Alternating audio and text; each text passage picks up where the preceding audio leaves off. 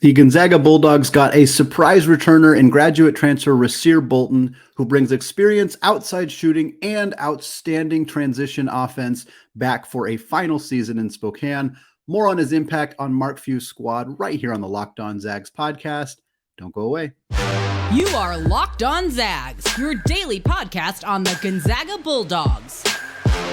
Part of the Locked On Podcast Network. Your team every day.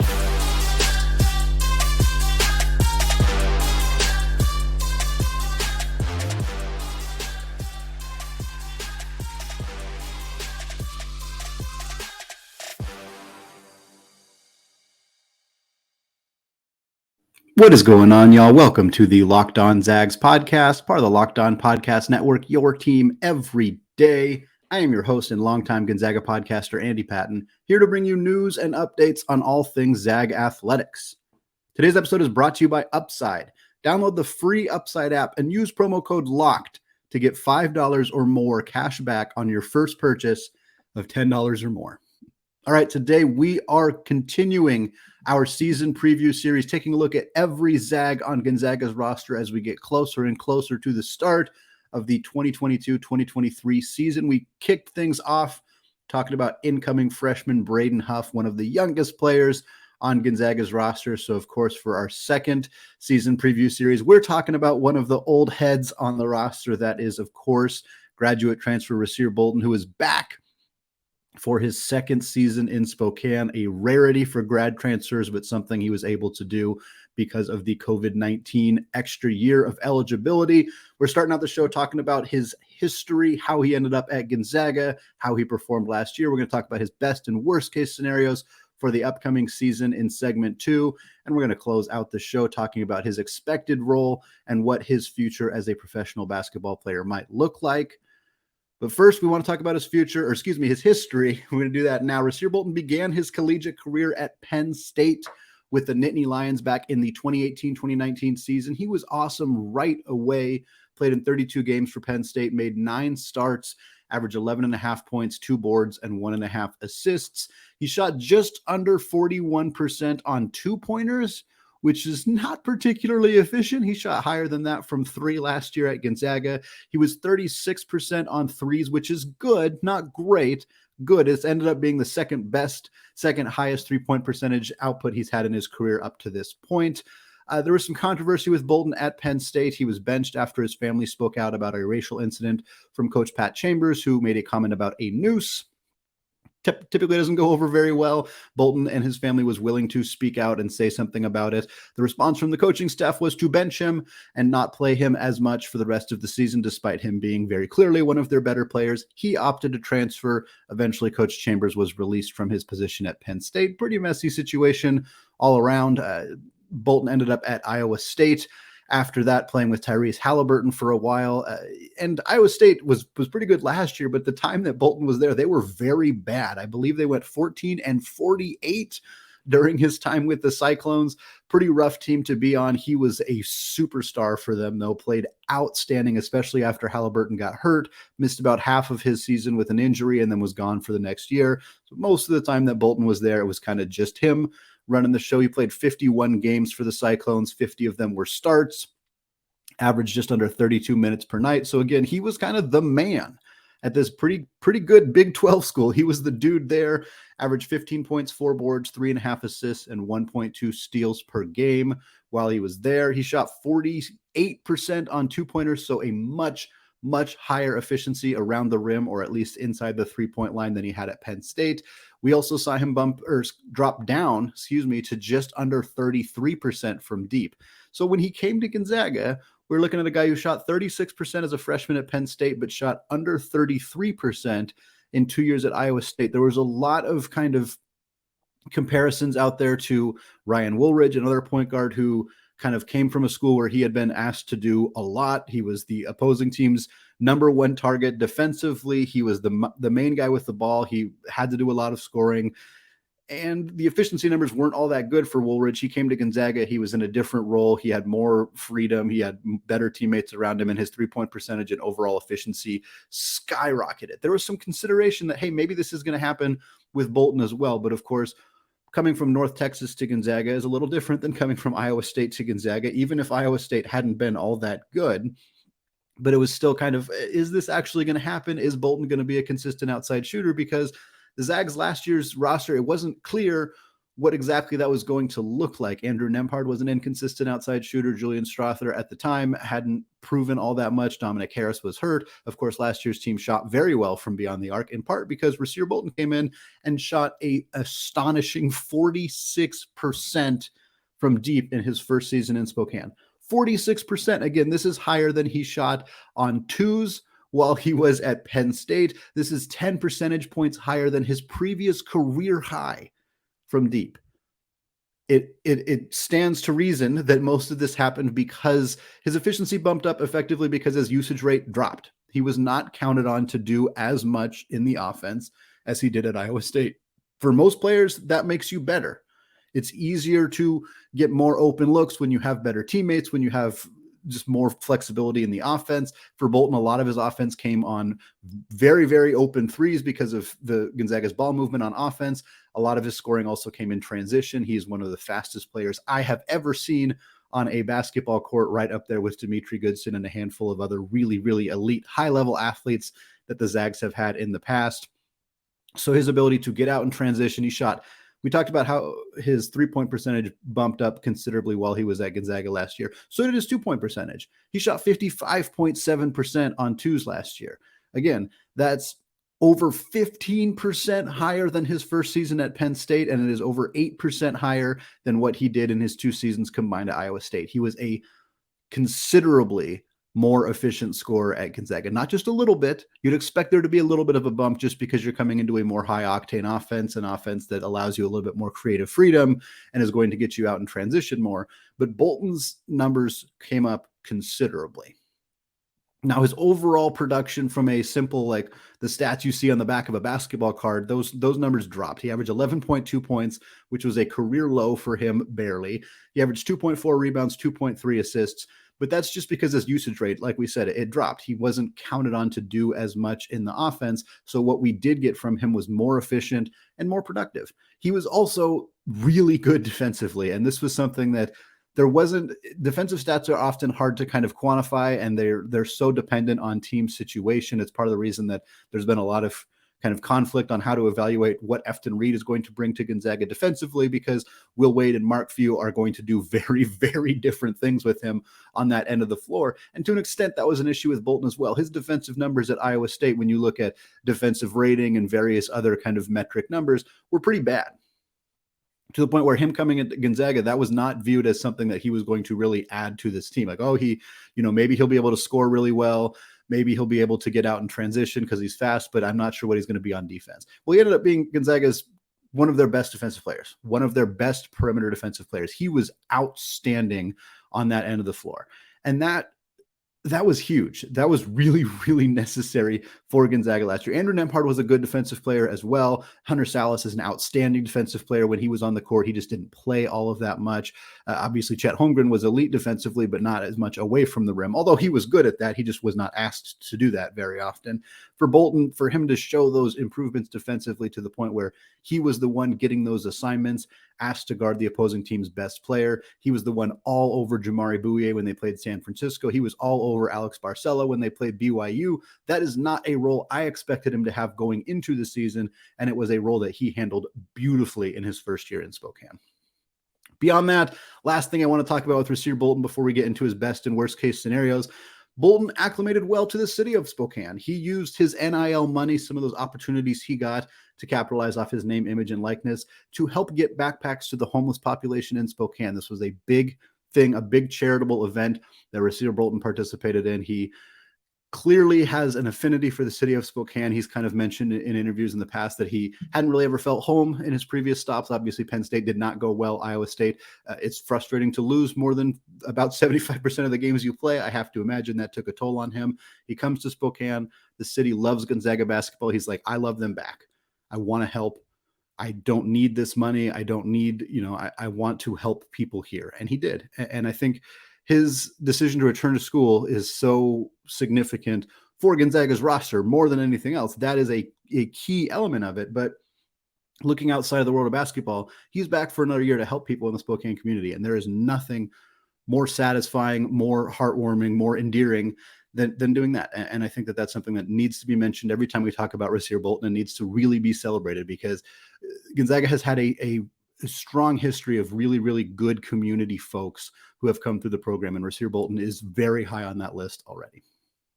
We're going to come back in the second segment, and we're going to take a look at what Bolton's final year in Spokane might look like through the lens of his best and worst case scenarios. But before we get there, I want to tell you all about Upside. From cringing at the pump to getting an eye-popping check at your favorite restaurant, inflation is hitting us all where it hurts, and it really hurts. That's why I started using Upside. Upside is an incredible app for anyone who buys gas, groceries, or dines out. With every purchase, I'm earning cash back thanks to Upside. The app is crazy easy to use, and there's no catch. To get started, download the free Upside app. Use my promo code LOCKED, and you will get $5 or more cash back on your first purchase of $10 and up. Next, claim an offer for whatever you're buying on Upside.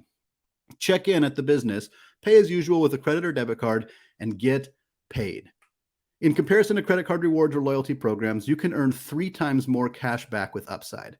Upside users are earning more than $1 million every week. That's part of why they have a 4.8 star rating on the App Store. Download the free Upside app and use promo code LOCKED to get $5 or more cash back on your first purchase of $10 and up. $5 or more cash back on your first purchase of $10 and up using code LOCKED. All right, segment 2, still Andy Patton, still locked on Zags, and we're still talking Gonzaga senior guard Rasir Bolton. I want to thank all of you who have made Locked On Zags your first listen of the day. It is very, very much appreciated, especially as we get into the start of the regular season. Also, for those of you who have checked out the show on YouTube, it's very, very exciting what we're doing on YouTube right now. I really appreciate all of you. We're trying to get to 1,000 subscribers before the start of the college basketball season. For those of you who are able to help out, who haven't done so yet, I sincerely appreciate it. All right, let's get into it. Rasir Bolton, he's coming back. He's going to be here for the 22-23 season. We're going to take a look at his best case and worst case scenarios. Obviously, with Bolton and with anybody that I'm talking about here, I like to put this caveat out there. We're not talking injuries for worst case scenario. We're not talking National Player of the Year, championship MVP, unless it's realistic, which for some players we're going to talk about. It might be kind of realistic, but we're going to stick with realistic views. We're not going to talk about injuries because it's not particularly interesting. For Rasir Bolton, the best case scenario, frankly, looks a lot like last year. Even with the crowded backcourt, even with the addition of Malachi Smith, the return of literally everybody else, the expected kind of bump from Nolan Hickman and Hunter Salas as sophomores, I think the best case scenario for Rasir Bolton is going to look pretty similar. He's going to start every game. He's going to play between 27 and 30 minutes per night like he did last year. The insane efficiency we saw from him as an outside shooter sticks. The best case scenario for Rasir Bolton is that, like last year when he shot 46% from 3, he does that again. He proves that he can do it 2 years in a row, because it looks like an anomaly. You look at his basketball reference page right now, or his ESPN page, or whatever site you use to look at basketball statistics, you're going to see that his 3-point percentage everything looks different in his 1 year in Gonzaga. He gets a second year to prove it. He gets another chance to show, look, I can be a 45+% shooter from deep. I can be a 55+% shooter from inside the arc. I can be this high-level defensive player. Those efficiency numbers that we saw dramatically improve because his role changed stick, because his role is going to be pretty similar. If his role stays the same, the efficiency should, in theory, not change all of that much. I'm not going to sit here and say that a best case scenario is Rasir Bolton shooting like 60% from 3 with like a super high usage rate. It's just not going to, I don't think we're going to see him dramatically improve from last year's numbers, because they were really freaking good. But a best case scenario is that we don't see any drop off either. I think the usage rate is probably going to be somewhat similar. I don't think that Bolton is going to necessarily take on a larger share of the offense. Obviously, Gonzaga is losing Andrew Nembhard and Chet Holmgren, 2 players who took a lot of shots last year, who had fairly high usage rates. But of course, Malachi Smith is coming in. Efton Reed's coming in. I don't think he's going to take a huge percentage of shots necessarily, but I do think that Gonzaga's doesn't necessarily have a lot more shots to go around, so I wouldn't expect Bolton's usage rate to really climb up all that much. But if the efficiency stays right around where it was, that's going to be huge. And then defensively, I think the improvements we saw from him defensively last year, the way he was utilized, we're going to see that again. I think a big area that Bolton we could even see more improvement is if he's not necessarily relied upon as much to be the guy defensively. Couple options to replace him there. Hunter Salas, who we know has the length, the physicality, the desire, the motivation to be an outstanding wing defensive player. He only played about 13 minutes per game last year. If that bumps up to closer to 20, 22, something like that, maybe 25 even, depending on the playing time for some of the other guards, Salas could be the guy who is, there's no Jamari Bouhier, there's no Alex Barcelo, but if they need somebody to go out and guard Houston Millette at Pepperdine, or if they need somebody to go out and guard Mike Mitchell or somebody like that, they're going to not necessarily need that to be Rasir Bolton. Maybe it's Malachi Smith. Maybe it's Hunter Salas. Maybe Bolton then gets the assignment of the second best player, the third best player. In those situations, his defensive efficiency probably ticks up even more because he doesn't necessarily have to spend all of his time dealing with the opposing team's best player. Other stuff we could see from Bolton that would show some improvement or some best case scenarios, more attacking of the rim. He was good at this, especially out in transition. But one of the key things we saw drop for him pretty dramatically from his time at Iowa State and to his time in Spokane with Gonzaga was his free throw attempts. He's a great free throw shooter. He always has been an 85% three-point shooter for his career. Last year, he shot just under 82% for the Zags, but he only had 1.9 attempts per game.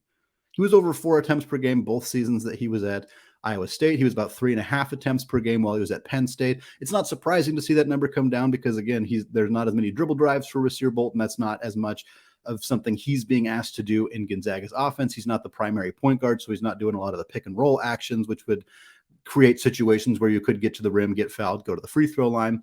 I don't know that I'm looking at Gonzaga's offense and thinking, you know what we desperately need is more Rasir Bolton free throw attempts. I don't know that it's like a huge problem, but he's over 80% free throw shooter. Last year's Gonzaga team wasn't a great free throw shooting team.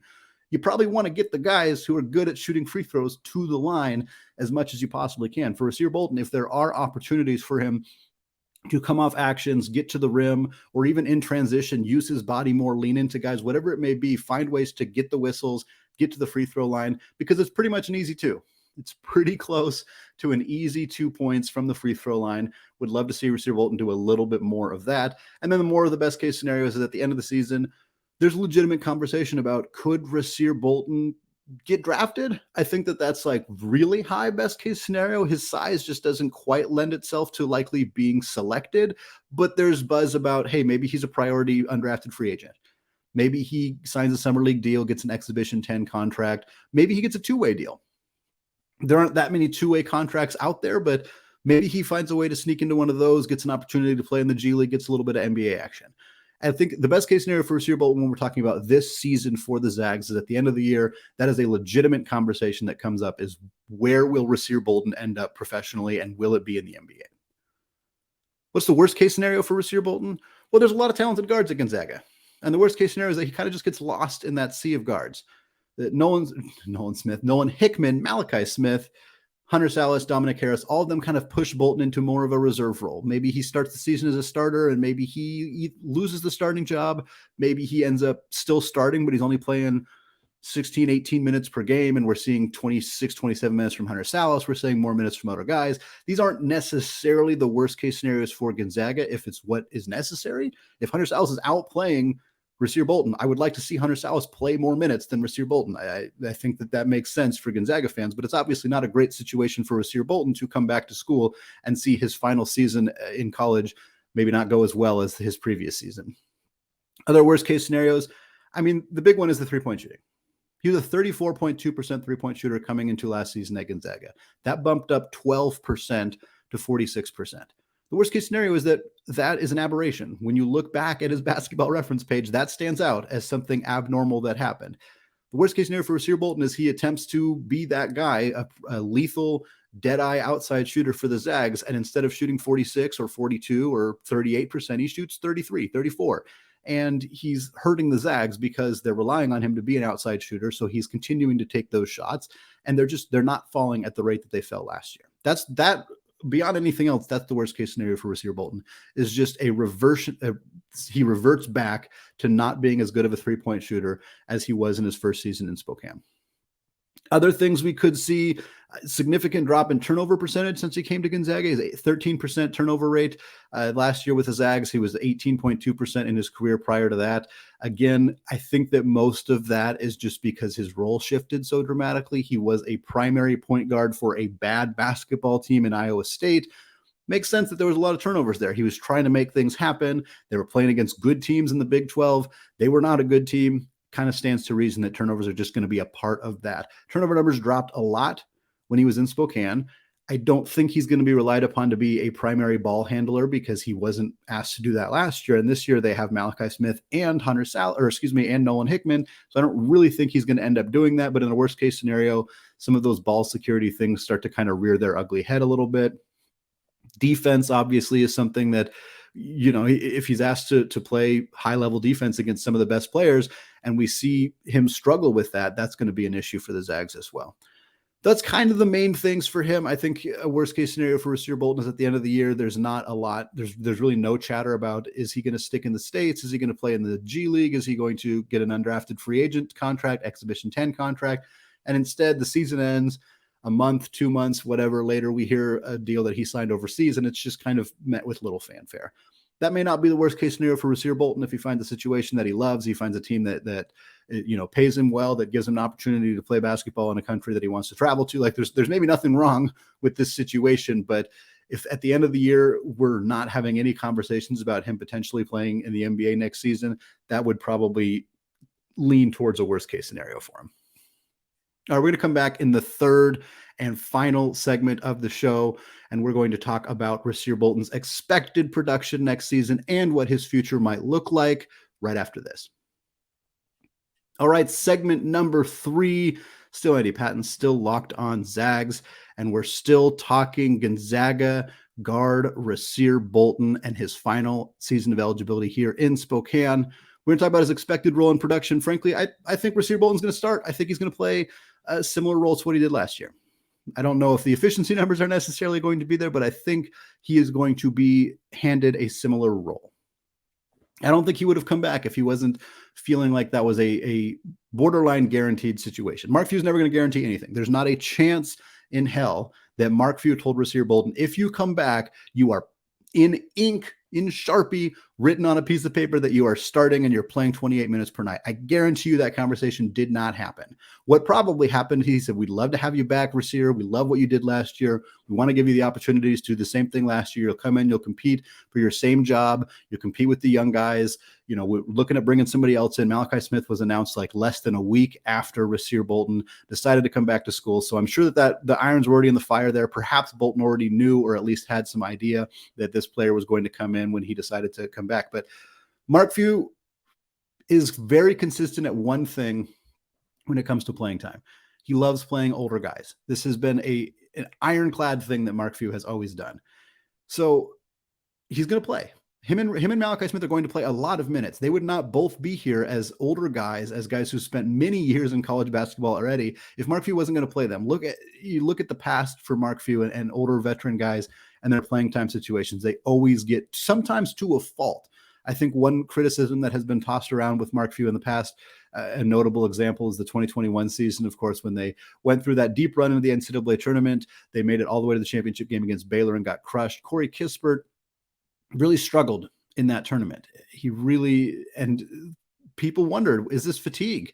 I mean, he played 34 minutes per night, I think, during the regular season, and Gonzaga was blowing a lot of teams out. He maybe didn't need to play that many minutes. Now, I don't know that him playing, we'll use a made-up example here, but let's say he played 33 minutes against Pacific in January. I have a feeling that game is not why Corey Kispert struggled to make shots against Baylor a few months later, but there is some concern of like, hey, maybe he plays these guys a little bit too much. All that to say, people who think Rasir Bolton is going to come off the bench or he's going to play 18, 20 minutes per game or whatever, I don't buy it. I don't believe it. I don't think that he would come back if he felt that was the situation. And I also don't think Mark Few is going to suddenly reverse course on something that has been a pretty big staple of his coaching career, is playing veteran guys a lot. He really relies on older guys, closer to professional guys, more veteran experienced guys. And Rasir Bolton is about as veteran of a guy as he's ever had. So you factor that in with the fact that he averaged 12 points on 46% shooting from deep last year. There's no real reason for him not to play close to 30 minutes per night. So I think that that's what's going to happen. Now, I'm not going to predict here that Rasir Bolton's going to shoot 46% from three again. I think that that was probably the highest percentage we're ever going to see for him in his career. But I don't think that we're going to see some huge reversion back all the way to 32, 33, 35% even. I think he's probably going to be 40+% from deep or right around there. Joel Ayayi shot 39% in his final year at Gonzaga. I think that's a pretty good number for Rasir Bolton, 39, 41, 42%, somewhere in there. Again, I think the Ryan Woolridge effect is still there. Teams will have a little bit more sense of who he is. I certainly think a lot of teams last year maybe didn't scout the outside shooting for him all that much because they looked at his numbers. They had so many other weapons on Gonzaga's roster they had to focus on, and they thought we might let that guy try to beat us from deep. And then he did. He did. He beat everybody from deep. So the teams might be a little bit more prepared for that this year. They might be a little bit more willing to get out on him on the perimeter. Maybe that creates more opportunities for him to pump fake, drive to the rim, get to the free throw line, something I talked about a little bit in his best case scenarios. But I do think that he's still going to be a good shooter. I don't think he's going to revert all the way back or anything like that. But I think it's going to be somewhere between, this is not that bold of a prediction, but somewhere between the 34% he was at Iowa State and the 46% he was last year at Gonzaga. Beyond that, I think Bolton and Malachi Smith are going to create a just monstrous, ridiculous tandem in transition. They're going to wreak havoc on the perimeter defensively. Malachi Smith, 6'4", 210 pounds. He's going to bully some people around. He's going to push people around. Rasir Bolton doesn't get enough credit for how strong and how intense he is on the defensive end of the floor. Both those guys are high-level athletes in transition. I think we're going to see these two guys getting out in transition a lot, creating some highlight reel plays, getting some easy buckets for the Zags.